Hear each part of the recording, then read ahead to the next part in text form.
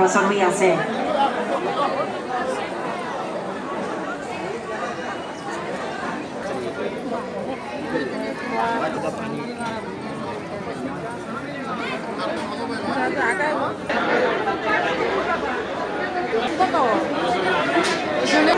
এই যে মায়ের গর্ভগৃহের দরজা, তো আপাতত বন্ধ আছে, মায়ের ভিতরে পূজা হচ্ছে।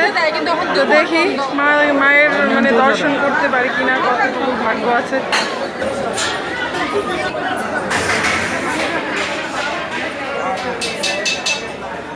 আমার ছেলে তো ঘুমাচ্ছে।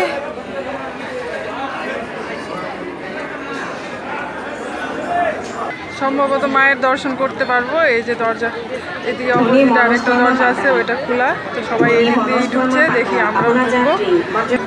এই মন্দিরে এবার নিয়ে 3বার আসছি, তো কোনোবারই দর্শন করতে পারিনি মায়ের। তো দেখি এবার কি হয়।